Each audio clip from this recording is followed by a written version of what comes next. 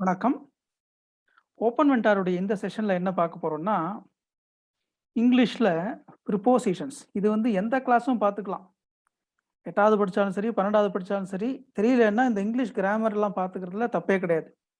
இந்த கிளாஸ் தான் படிக்கணும், இந்த கிளாஸ் போர்ஷன் தான் இதுங்கிறது கணக்கு கிடையாது. இந்த ப்ரிப்போசிஷன்ஸ் அப்படிங்கிறது எப்போதுமே நமக்கு ரொம்ப ஒரு முக்கியமான விஷயம். என்னன்னா, இப்ப தமிழ்ல வேற்றுமை அப்படின்னு இருக்கும். நீங்க ஐ, ஆல், கு அப்படின்னு சொல்லுவாங்க இல்லையா? அவனை, அவனால், அவனுக்கு அப்படின்லாம் சொல்லுவோம். தமிழ்ல வேற்றுமைன்னு சொல்றது தான் கிட்டத்தட்ட இந்த ப்ரிப்போசிஷன்ஸ்ங்கிறது. இந்த ப்ரிப்போசிஷன்ஸ் எதுக்காக வந்தது அப்படின்னா, ஒரு நவுன் அல்லது ஒரு பெயர்ச்சொல், ரைட்? ஒரு பெயர்ச்சொல் இருக்கு. ஓகே. இந்த பெயர்ச்சொல் அப்படிங்கிறது இங்கிலீஷ்ல என்ன சொல்லுவாங்க? நவுன். ஓகே. இந்த நவுன வச்சுக்கிட்டு நவுனுக்கும் பக்கத்துல ஏதாவது ஒண்ணு அட்டாச் பண்ணணும். நான் என்ன சொல்றேன்னாக்க, ஆ நாகராஜன்ங்கிற ஒரு பெயர் இருக்கு. அல்லது டேபிள் அப்படின்னு ஒரு பொருள் இருக்கு. இது ஒரு பெயர் சொல்னா, அது ஒருத்தருடைய ஆளுடைய பெயராவும் இருக்கலாம், ஒரு பொருளுடைய பெயரா இருக்கலாம், அல்லது ஒரு இடத்தினுடைய பெயரா இருக்கலாம்.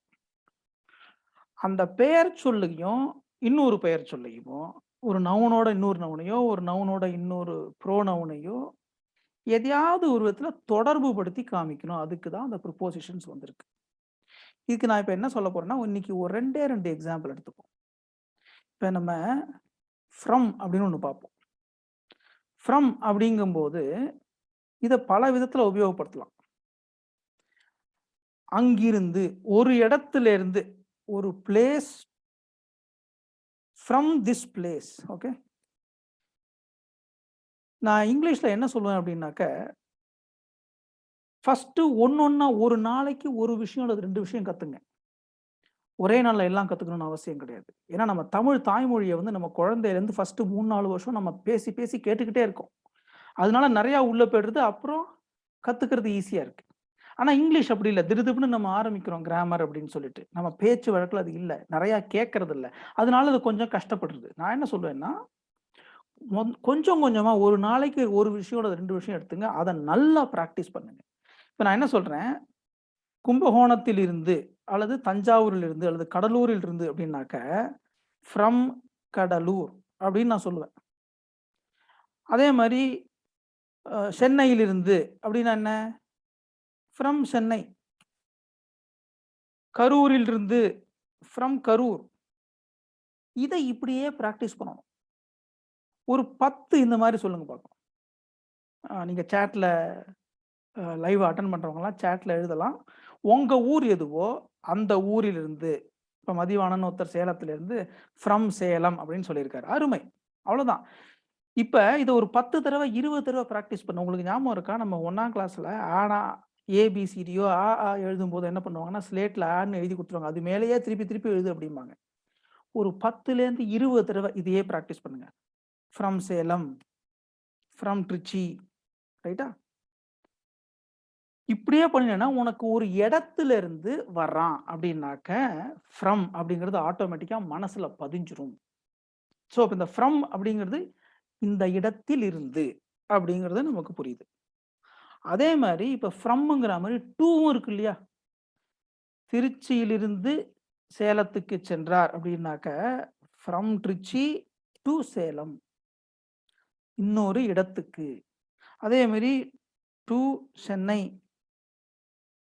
டூ கரூர்.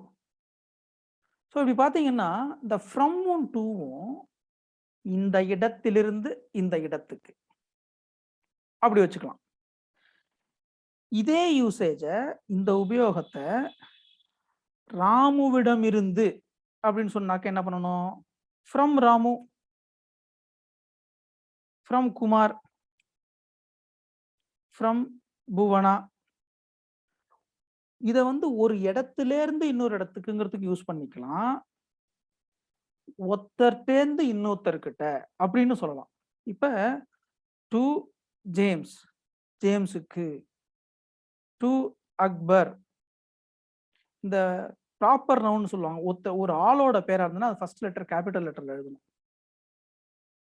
இப்ப இந்த ஃப்ரம் டுக்கே இப்போ உங்க பேரை சொல்லி உங்களுக்கு அப்படின்னு சொல்லுவோம். உங்களுக்கு உங்க நண்பரிடமிருந்து உங்களுக்கு அப்படிங்கிறது நீங்க எப்படி நீங்க இங்கிலீஷ்ல சொல்லுவீங்க? அதை மட்டும் சொல்லுங்க. வேற எதையும் நம்ம பார்க்க வேண்டாம். உங்க நண்பர் பேரு அவர்கிட்ட இருந்து உங்களுக்கு அப்படின்னு. ஒருத்தர் என்ன எழுதியிருக்காங்கன்னாக்க from Rama from Raman to Kannan. Okay, நான் இங்க ஸ்மால் லெட்டர்ல எழுதியிருக்கேன். ஆனா கேபிட்டல் லெட்டர்ல மாத்திக்கணும். அது இங்கிலீஷ்ல ஆட்டோமேட்டிக்கா மாறாது. So from Raman to Kannan, ராமனிடமிருந்து கண்ணனுக்கு அப்படின்னு வந்திருக்கு. இது கரெக்ட். இதை அப்படியே திருப்பி 10 தடவை ப்ராக்டிஸ் பண்ணுங்க. ஒரு நிமிஷம் எடுத்துங்க. இதை மட்டும் திருப்பி திருப்பி சொல்லுங்க.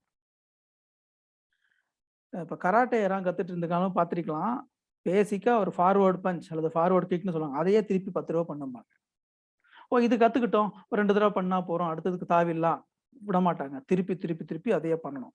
ஏன்னா அந்த ஒரு 20-30 தடவை அதை பண்ணிட்டோம்னா அது அப்படியே நம்ம மனசுல படிஞ்சிடும்.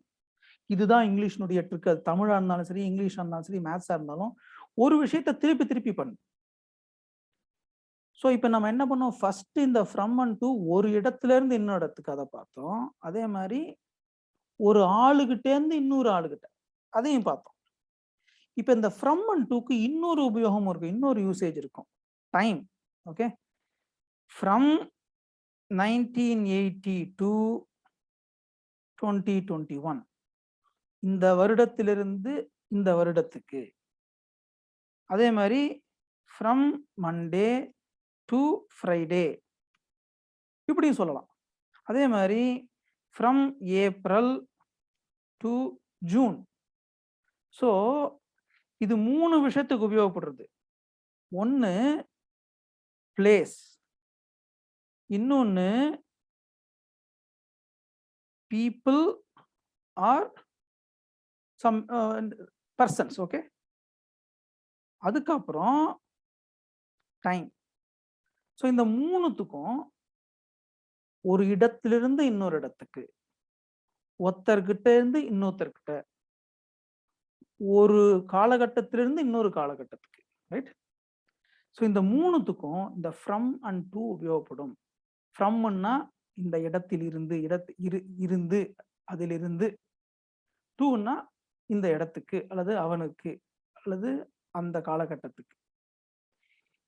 நான் என்ன சொல்லுவேன்னா, இன்னைக்கு இதை மட்டும் நம்ம எடுத்துப்போம். நீங்க என்ன பண்ணுங்க, உங்களுக்கு ஒரு பயிற்சி என்னன்னா, இந்த ஃப்ரம் அண்ட் டு பீப்புள்னு சொல்றதை விட பர்சன்னு சொல்றது இன்னும் பெட்டரா இருக்கும். ஏன்னா ஒருத்தர்கிட்ட இருந்து இன்னொருத்தர்கிட்ட அது இன்னும் ஈஸியா இருக்கும். நீங்க என்ன பண்ணுங்கன்னா, நீங்க காலத்துலேருந்து இது வரைக்கும் கவனிச்சுட்டு இருக்கீங்க.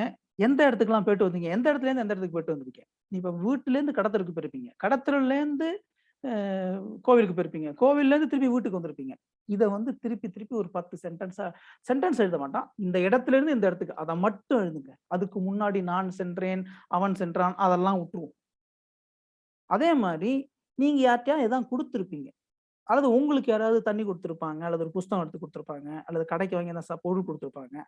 யாருக்கிட்டே இருந்து யாருக்கு அதை எடுத்துங்க. அதே மாதிரி காலம்பரை நீங்க 9 to 10, அதாவது 9லேருந்து 10 மணிக்கு என்ன பண்ணீங்க, 10 மணிலேருந்து 11 மணி வரைக்கும் என்ன பண்ணீங்க, அதை மட்டும் எழுதுங்க. 9 to 10, 9:30 to 10:30 அப்படின்னு மீதியை தமிழ் எழுதிருங்க. இது ஒரு டெக்னிக். என்னன்னாக்க, எல்லாத்தையுமே முதல்ல இங்கிலீஷ்ல எழுதணுங்கிறது அடுத்த விஷயம். ரொம்ப ஈஸியான விஷயம். நல்லா கத்துக்கணும்னாக்க உங்களுக்கு தெரிஞ்ச போர்ஷன் இங்கிலீஷ்ல எழுதுங்க, தெரியாத போர்ஷன் தமிழ்ல எழுதிருங்க. ஒன்ஸ் ஒரு 10-15 நாள் இந்த மாதிரி ப்ராக்டிஸ் பண்ணணும்னு வச்சுங்களேன், அந்த தமிழ்ல எழுதினது இங்கிலீஷ்ல எழுதுறதுக்கு சொல்லி கொடுத்துட்றேன் உங்களுக்கு. புரிஞ்சுச்சா? ஸோ இன்னைக்கு ப்ரிபோசிஷன்ல நம்ம பார்த்தது ஃப்ரம் டு, இதை மட்டும்தான் பார்த்தோம். இதை மட்டும் ப்ராக்டிஸ் பண்ணீங்க. வழக்கம் போல நம்ம தினம் ஒரு நல்ல விஷயத்த கருத்தை சொல்லுவோம் கிளாஸ் முடிக்கிறதுக்கு முன்னாடி. இது ஏதாவது டவுட் இருந்துச்சுன்னா முதல்ல கேளுங்க. ஒருத்தர் என்ன கேட்டிருக்காருனாக்க, இந்த பர்சன்னு சொன்னீங்களே, ஒருத்தர்கிட்டேருந்து மட்டும்தானா அல்லது ஒருத்தர்கிட்டேருந்து ஒரு குரூப்புக்கே அப்படின்னு சொன்னா, இதை வந்து பர்சனாகவும் இருக்கலாம், பர்சன்ஸாகவும் இருக்கலாம், பிளேஸ் டு பிளேசஸாகவும் இருக்கலாம். இப்போ எப்படின்னாக்க டீச்சர் டு ஸ்டூடெண்ட்ஸ் அப்படியும் இருக்கலாம். ரைட்டா? ஸோ அதனால அந்த ப்ளூரலாகவும் இருக்கலாம். அந்த ப்ளூரலுக்கு நம்ம அப்புறம் வரும். ஓகே, இப்போதைக்கு நீங்க ஒருமையிலேயே எழுதட்ட, இந்த இடத்திலிருந்து அந்த இடத்துக்கு, இன்னாரிடமிருந்து இன்னாருக்கு, இந்த டயத்திலிருந்து இந்த டயத்துக்கு இதை மட்டும் எழுதுவோம். ஒரு 10 எழுதி வச்சிருங்க. நாளைக்கு நம்ம கிளாஸ்ல பார்ப்போம். இன்னைக்கு நம்ம பார்க்க போற நல்ல விஷயம் என்னன்னா, நீங்க போட்டோல பார்க்கறது யாருன்னாக்க வ.உ. சிதம்பரனார். கப்பலோட்டிய தமிழர்னு பேரு. இவர் நல்லா படிப்பாரு. தமிழ்லையும் புலமை மிக்கவர். வக்கீலா இருந்தார். வழக்கறிஞரா இருந்தார். இவர் என்ன நினைச்சாருனாக்க, இங்கிலீஷ்காரங்களுடைய ஸ்ட்ரென்த்தே அவங்களுடைய வியாபாரம் தான். அந்த வியாபாரத்துக்கு ரொம்ப முக்கியமான காரணம் கப்பல் இருந்துச்சு. அதனால இவர் என்ன பண்ணார், சுதேசி கப்பல் ஒண்ணு வாங்கி கப்பலே விட்டார். கப்பலை இயக்கினார். ஒரு வழக்கறிஞரா இருந்தவர் தொழிலதிபரா மாறி கப்பல் விட்டார். அதனால தான் அவருக்கு கப்பலோட்டிய தமிழர்னு பேரு. ஆனா இங்கிலீஷ்காரங்க என்ன பண்ணாங்க, அது பொறுக்க முடியாம இவரை முடக்கணும்னு சொல்லிட்டு கைது பண்ணிட்டாங்க. கைது பண்ணி ஜெயில்ல போட்டு இவரை செக்கு இழுக்க வச்சாங்க. அதனால இவருக்கு அந்த செக்கு இழுத்ததுனால, செக்கு மாடுதான் இழுக்கும். செக்கு இழுத்த செம்மல் அப்படின்னு இவருக்கு பேர். ரொம்ப கஷ்டப்பட்டார். அப்புறம் ரொம்ப நாள் கழிச்சு விடுதலையும் வந்தார்.